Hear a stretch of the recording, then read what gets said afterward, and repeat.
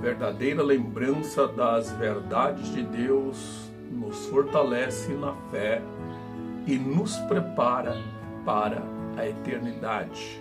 Teólogo R.C. Sproul. Muito bom dia na graça, na paz do nosso Senhor e Salvador Jesus Cristo. Estamos de volta para a nossa meditação na Palavra de Deus. Sou o pastor Israel e quero compartilhar com você um pouco das verdades da Palavra do Senhor. E hoje nós vamos iniciar a nossa meditação na carta que foi escrita pelo apóstolo Pedro, né? Pelo menos a grande maioria concorda que foi ele. É a sua segunda carta. Enquanto na primeira carta Pedro escreveu para fortalecer e encorajar os irmãos quanto à perseguição, tanto por parte dos judeus como do Estado, nessa segunda carta a orientação de Pedro aqui agora é para fortalecer os irmãos e encorajar os irmãos contra as heresias que estavam adentrando ali na igreja, ensinos contrários à palavra de Deus. E Pedro então ele escreve essa carta aqui focando em combater essas heresias, principalmente no que diz respeito à volta de Cristo. Havia muita confusão e ele então traz essa orientação. Eu escolhi o versículo 13 a 15 do capítulo 1 para meditarmos nesse dia, nesta manhã, e ele diz assim: também considero justo, enquanto estou neste tabernáculo, despertar-vos com nossas lembranças, certo de que estou prestes a deixar o meu tabernáculo, como efetivamente nosso Senhor Jesus Cristo me revelou. Mas, de minha parte, esforçar-me-ei diligentemente por fazer que todo o tempo, mesmo depois da minha partida, conserveis lembrança de tudo. Bom, quando Pedro fala aqui que ele estava prestes a deixar o seu tabernáculo, né? Tabernáculo é uma figura de linguagem para o corpo, né? Era esse corpo meu, esse corpo teu, ele chamava de tabernáculo. Por quê? Porque o Espírito mora dentro dele. E tabernáculo seria uma tenda, né, para nós hoje. E uma tenda ela é desmontável. Você monta ela aqui, monta ela em outro lugar. Ela não é fixa como uma casa de alvenaria, né, que é construída ali e não pode ser removida. Agora a tenda não. A tenda você desmonta ela aqui, monta ali, acolá, enfim. Então o nosso corpo ele é uma tenda, ele é um tabernáculo onde o eu habita, onde o Espírito habita. Então nós vivemos dentro deste corpo por um tempo, logo haveremos de morrer, é um fato, e vamos abandonar isso aqui. Então Pedro ele está ali orientando os irmãos que durante esse tempo que ele tem, eu tenho por exemplo 57 anos que vivo nesse tabernáculo, não sei quantos anos você tem, mas o que o Pedro está dizendo para a igreja ali naquele momento é que durante esse tempo que ele tinha de vida, ele queria trazer conhecimento para os irmãos, conhecimento baseado na doutrina correta. Então ele mostra a importância do conhecimento. A ignorância é terrível para uma pessoa, para uma sociedade, para um país. Então Pedro ele está orientando a igreja, ele está transmitindo para a igreja a importância do conhecimento e conhecer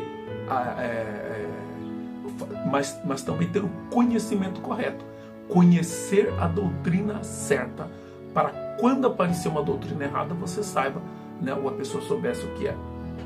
Ele também chama atenção aqui para a responsabilidade da liderança, a responsabilidade do líder. Ele era um líder naquele momento e ele estava preocupado com o que estava acontecendo com a igreja e era responsabilidade dele deixar esse conhecimento. Assim como é responsabilidade dos pais deixar conhecimento para os seus filhos, é responsabilidade do pastor deixar conhecimento para a igreja, é responsabilidade de quem está na liderança transmitir o conhecimento verdadeiro. Então, essa é uma das funções da liderança, é repassar conhecimento. E a última verdade que ele passa aqui para aqueles irmãos é que Pedro tinha consciência de que ele ia morrer, porque a morte faz parte do plano de Deus. Desde que o homem pecou no jardim, a morte entrou e não tem como. A pessoa vai morrer de um jeito ou de outro. Mas a certeza de que vamos morrer deve motivar essa pessoa a usar o seu tempo de maneira inteligente e sábia. Então, a primeira aplicação que nós podemos tirar desse texto aqui é sobre a urgência da transmissão da verdade.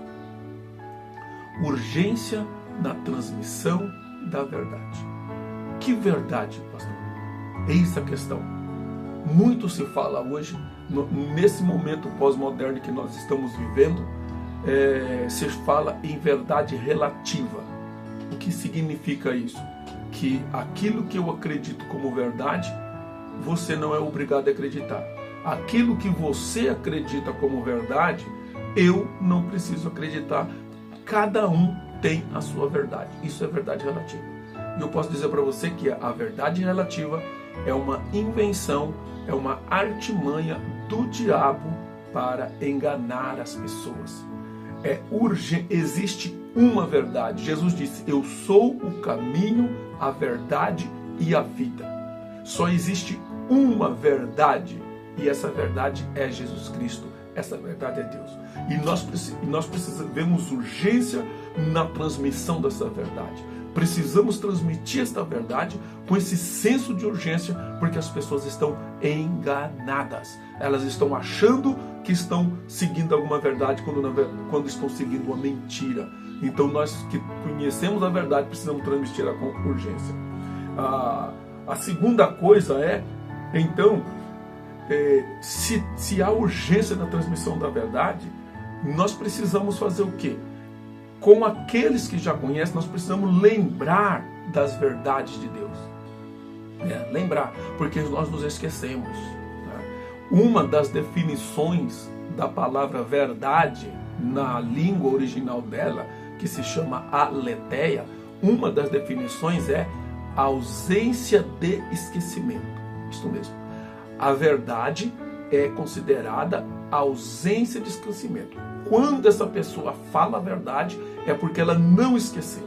Isso significa que todo ser humano, quando nasce, ele tem o senso do divinitatis dentro dele, ou seja, ele tem um senso divino dentro dele.